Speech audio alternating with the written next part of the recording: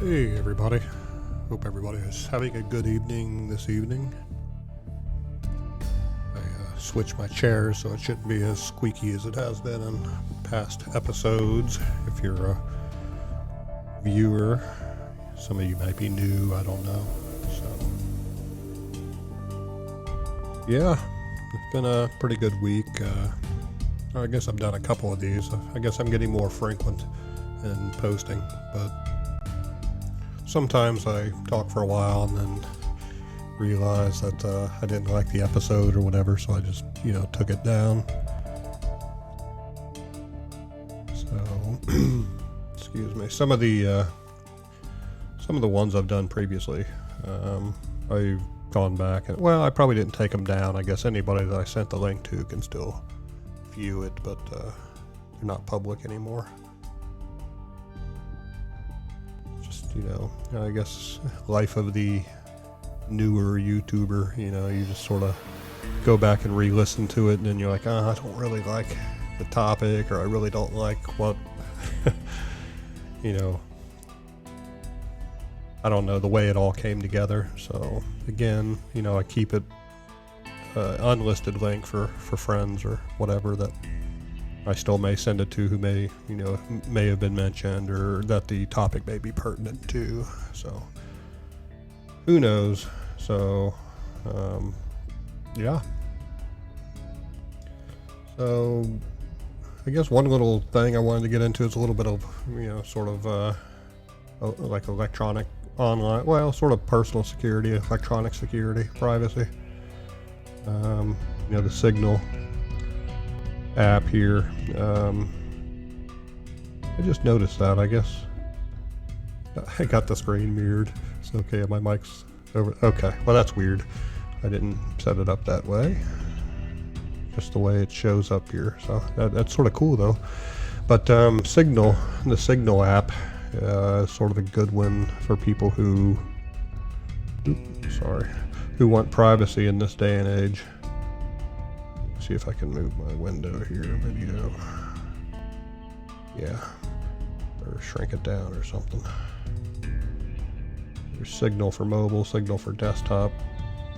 Really good app for privacy security. They have, it's not only for text, but also for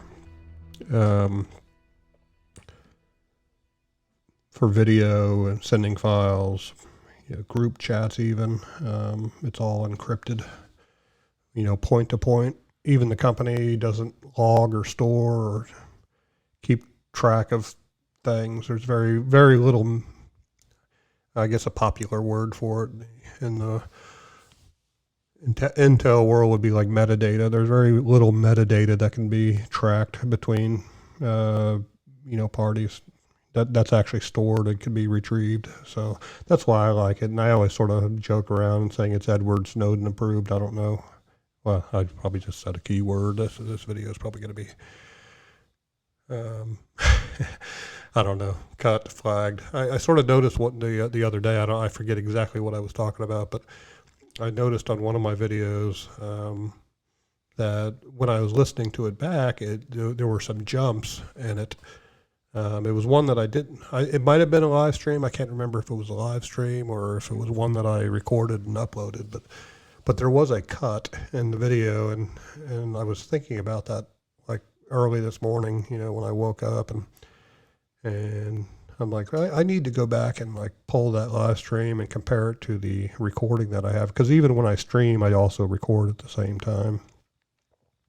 So I just need to figure out what they cut out, if anything, of pertinence. But I saw that the other night too on Tim Pool's podcast, Timcast IRL, and they joked about it on the show that, when they're talking about it was with Drew Bensky. They were on there talking about different things, the V word and, treatments to the C word. I'm just going to say, vaccines and COVID, I don't care if they flag me or mark me or whatever. I mean, and they were even talking about that part of it on the show too, that, people shouldn't have to sit there and think about what they say. You shouldn't have to, you know, self-censor yourself. That's when things are getting. That's when the thought of self-censorship gets into your mind to the point where, you consciously, like I am now, consciously doing it. That's bad. Or even worse, I guess it becomes sort of unconscious self-censoring, which is sort of what it started as here in this stream, where I was just saying, I shouldn't say that. Or, when I just said C word and V word, I wasn't even thinking about it. And then I thought about it and I'm like, screw it. I'm just going to say them. So, yeah. So Tim Pool, they said that they have, I'm not sure what podcasting software they use, probably some really cool suite or maybe a tricked out OBS. But people in the chat, in the live chat, were noticing glitches. So they noticed it on the show and they mentioned it. And, from their side, they have network monitor and like a stream monitor and everything. So they know that their bandwidth is fine. They knew it wasn't a glitch on their side, because like Tim Pool, he's a relatively well-off guy. They have gigabit fiber optic, business level, which has more redundancy than like typical residential. And fiber's pretty good anyway, but then they have the redundancies on top of that. I think they probably, they don't get too much into what they have, but I'm sure what I would do is have just multiple redundancies. Even if the fiber messes up, they probably have residential level, everything connected into a big network. I forget the word, multiplexer or whatever. So even if one part of the bandwidth goes out, it's all combined into one big pipe going out, and then and again, they haven't said anything about it, but again, if I were Tim Pool, I would have Starlink. I would have every possible mode of communication, just in case one of them gets glitched, or there's some kind of DOS attack against their network. So yeah, the Signal app, it's one I recommend to anybody who talks about anything. It doesn't even have to be crazy stuff or conspiracy or anything. Just if you just want privacy, it's good to have. It works on Android and iOS and Windows, I think, and Mac desktop. Here they have a desktop version, and the messages aren't stored in a cloud anywhere. It's sort of fun. I just clicked my desktop version. It's loading messages, and it's only loading the ones it has in there. Now, if I reinstalled my computer, I would lose those messages, or if I had to reinstall the app for some reason. And then same with the phone. I think I want to say it doesn't go to iCloud. I want to say the last couple times I've upgraded my phone, I've had to restart, on Signal. So I don't think it stores anything. It's just stored on your device, at the moment. Yeah, so even if you do a backup or whatever, I don't think it keeps the messages. So really good. Like I said, it has really good video and voice chat that's also encrypted as well. So when I bring people, onto this, broadcast here, that's what I use. Sometimes they're on their phone, sometimes they're on a desktop version, but it's pretty good. So yeah, I got a couple different groups and everything. Even the not to get too much into the technical side of things, but even when it comes to the group messages, it's encrypted. I think Telegram or somebody else, one of the other ones, they didn't have that same level on the groups. So if you were chatting in a group, it would be sort of in an unencrypted unless you explicitly encrypted the group. But Signal by default on groups are encrypted, and the way it treats it on the back end level is that when you type a message to a group, it's actually sending individual text messages from you to everybody in the group, but it keeps it within the container of the group, but it's still, not only encrypted to the group, but it's only encrypted for the group because it's encrypted between each individual person in that group, whether you know that person or not. It's still device to device encryption. So good stuff. Won't dwell too much on that, but and then VPNs too. I use VPNs occasionally. Sometimes it's just for Netflix purposes. Like people talk about, if you connect from another country, you can get different shows on Netflix or different streaming apps. So that's sort of fun to explore. But I also just use it again for general security, like if I'm on my laptop out on a public access point somewhere, or even a private access point. I don't know who has access to those, so I connect to my VPN. I use Surfshark, so I connect to that when I'm on unknown or less trusted Wi-Fi connections. And it's pretty fast. I mean, if it's not something, if I'm not doing anything, super secure or whatever, I'll just use like servers in the U.S., like in St. Louis or Atlanta. Or if I do want more security, I can connect to like, Mexico or Switzerland. Switzerland's good. Any of the former like, Soviet type republic. Surfshark, as far as I know, they don't keep logs.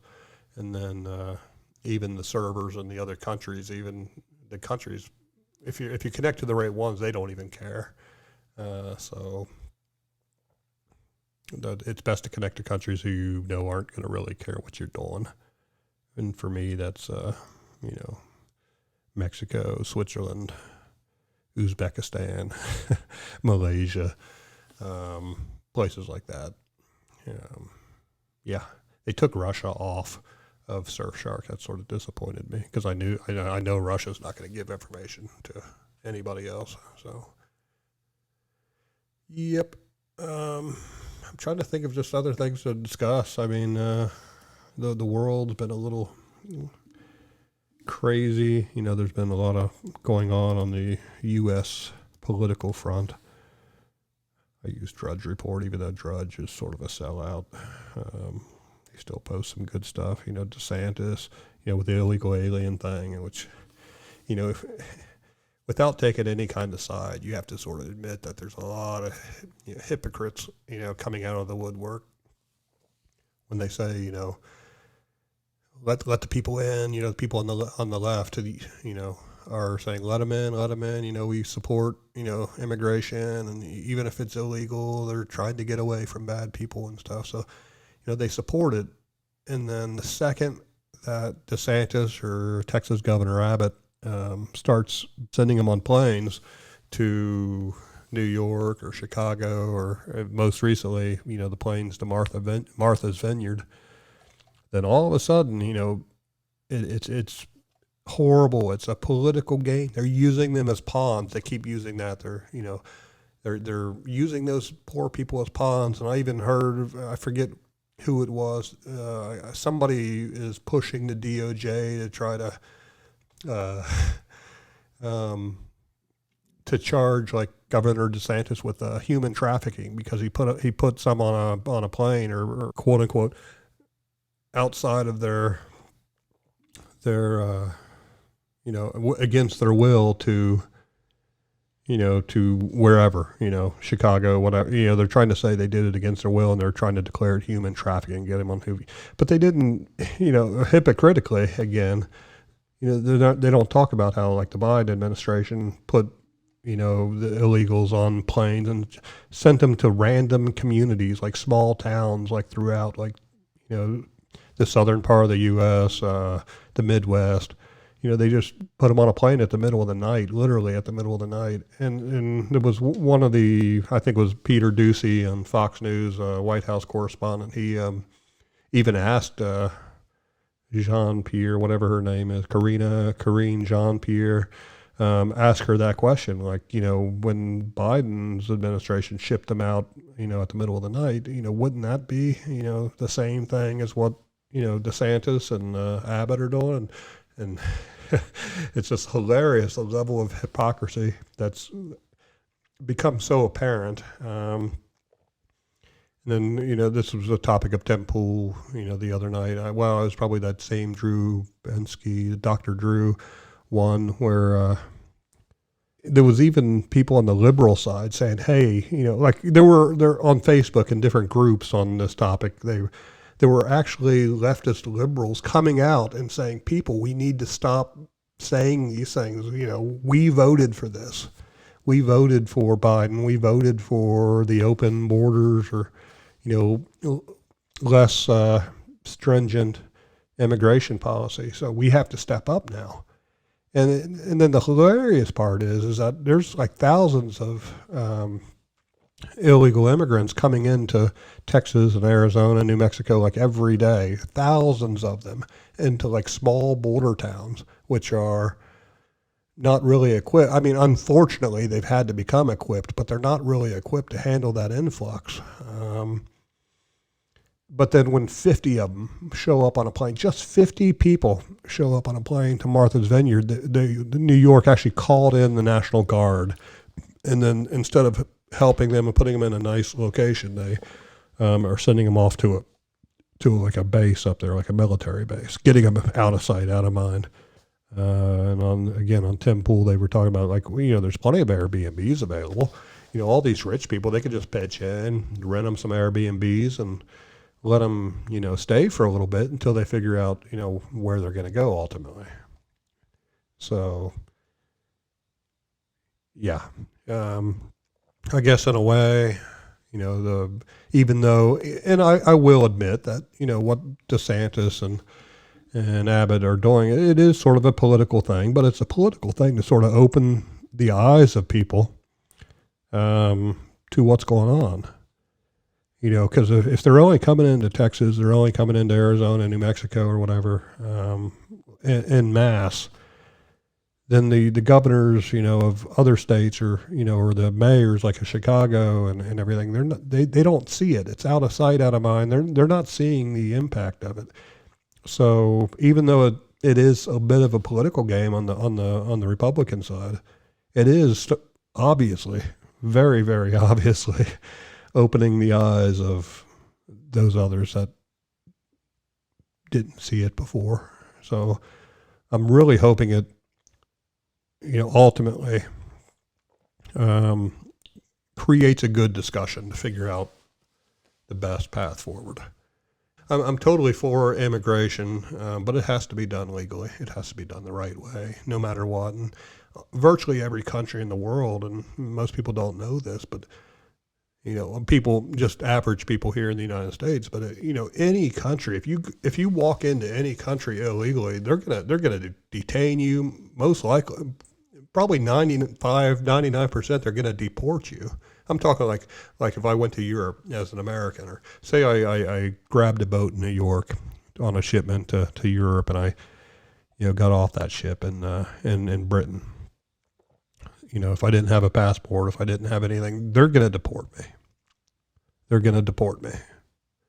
They're not going to give me refuge. They're not going to give me benefits. They're not going to give me all this stuff, especially, if it's just one person or whatever. Now, of course, they had their migrant crisis and they dealt with it the best way they thought, being a more liberal and open society, they dealt with it the best way they thought, but it's had major ramifications for their society, which, certain people came out about and don't, but it's so taboo to talk about it over there.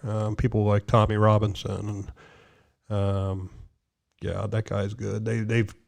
He was probably one of the first people to really be sort of deplatformed and deleted, even probably before Alex Jones. Using a lot of keywords, but the Tommy guy, everybody tried to make him out to be like a super racist guy, but he's not. He's just, he got in the most trouble because he was trying to expose bad people, especially after the major influx of the the immigrants and everything, it was totally uncontrolled. And then there were a lot of bad people that came in, and a lot of bad things like grooming, and we've talked, that's been a big topic here in the U.S. too, the grooming going on with children, pedophiles, bad people and stuff. And there's over in this is probably going to be totally banned. You probably won't even never see this video, but over on that side, there were Muslims who were the groups of them. I'm not talking the Muslim. I'm not talking in general. I'm not talking about Islam as a religion, but there were small groups of Muslim men who were grooming children, and so he was trying to expose that. And some of those people did get busted and everything, but they weren't being prosecuted very well. They're being released back out just to do it again and again and again. And so he was really just trying to open up the eyes of his fellow citizens that this is an issue and it needs to be addressed.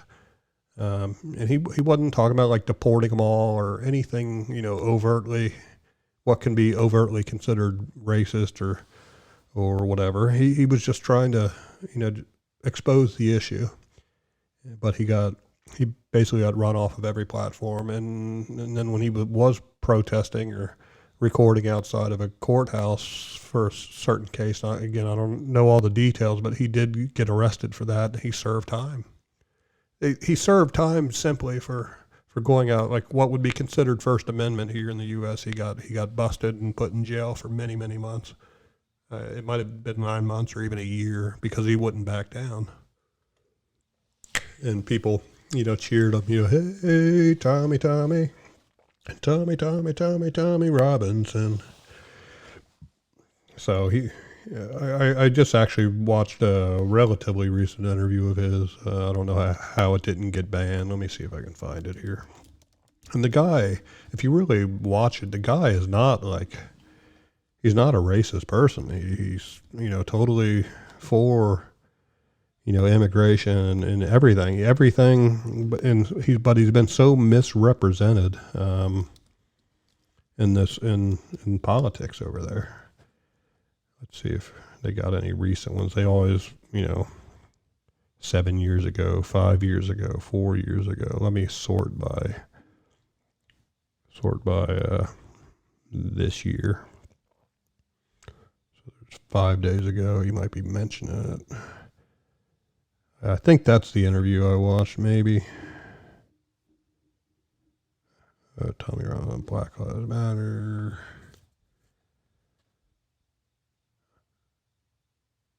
I don't know. I'll have to find one sometime. But yeah, it's just, again, people, the mainstream media, is polarizing. Their goal is to cause fighting between us instead of a unity. And it's getting a bit old, and it's actually getting quite obvious what they're trying to do. And hopefully, well, at least I'm starting to see among a lot of people I know, they're finally starting to see through it.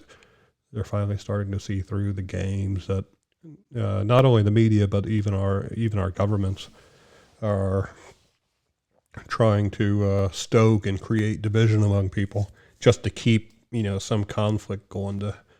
They don't want us to be unified, because when people are unified, then the government loses their power. I mean, that's it. It's so plain and simple. When people are unified on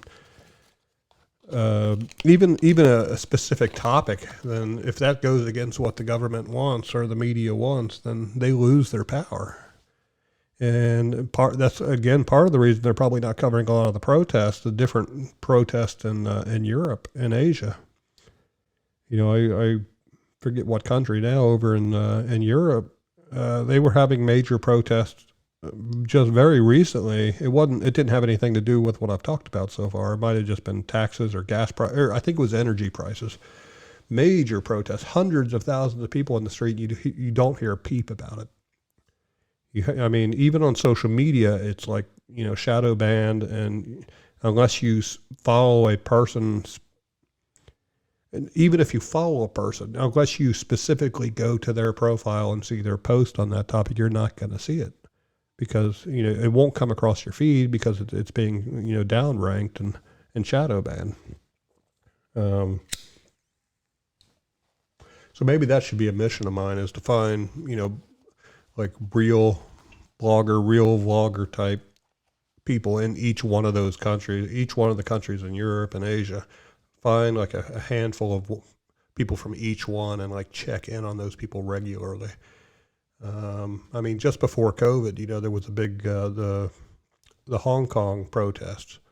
I mean, that got covered a little bit in mainstream media, but overall, that was before the Russia invasion, and before a lot of the China stuff started going down. It was before Biden, basically, before Biden became a pushover to China. A lot of that was not covered. And there was one guy that I was following, a guy named Michael Yan, Y-O-N, Michael Yan, who I think he lived in Thailand at the time, but he traveled to Hong Kong and stayed there for a while. He's like I learned about him when he was a war correspondent during the Iraqi invasions. And then I followed him over the years, and so he, when the Hong Kong thing started happening, I really got into that. I was covering, I think I even might have blogged on a few. got on his podcast. And then he ended up getting deported from Hong Kong. He left one time and then they wouldn't let him back in when he tried to come back or whatever. I don't know that's the whole story, but he basically got deported and blocked from entry by the Chinese government into Hong Kong. So there's that.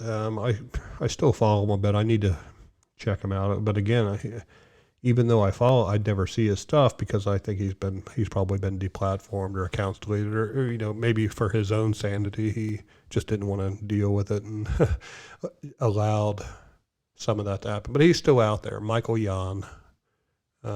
Excellent guy, very open and honest. I think actually he got big into the COVID stuff too, and that was right after the Hong Kong protest.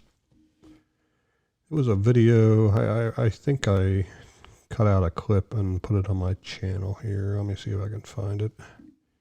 Probably in a private area. Dennis Clayton said, the U.S. has depended too long on global supply chain stability. Now we're starting to learn our lesson. Yeah, that first sentence you just put there says like 10 books full. The U.S. has depended too long on global supply chain stability. You didn't even need to say another word. That says everything that's going to make huge effects on the United States here soon. For instance, and also allowing many of our critical, for instance, pharmaceuticals and active pharmaceutical ingredients to come from China. Misc, also non-pharmaceutical things, also electronics. So many things are coming from China that we depend upon now. It's just been absolutely ridiculous. So not to toot my own horn a little bit, but that was back on March 13th of 2020. That's like 2 days before the lockdowns. I was already, instead of just thinking about the virus and the pending and upcoming lockdowns, I was already like getting onto the supply chain side of things. So, I have a little bit more broad experience in the global, I guess, world, or at least the knowledge of the global world than, the typical average citizen. Again, not tooting my own horn or anything, but that's just, that's the parts of the world that I've been involved with directly and indirectly over the years.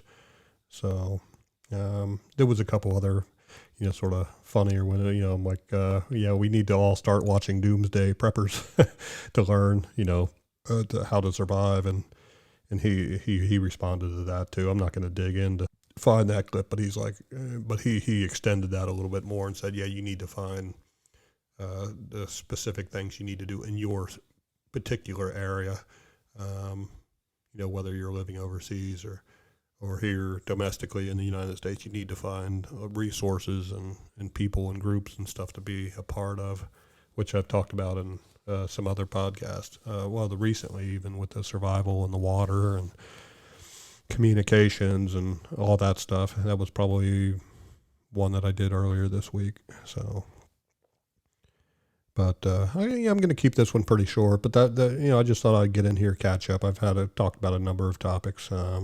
If I get bored, it's still early tonight. It's only 11:35 at the moment here on the 17th. So I may jump back in or start live streaming if something else piques my interest and causes me to hit the start recording button again. So everybody, if I don't get back in, everybody have a good night, good Sunday, and a good upcoming week. So have a good one. Peace out.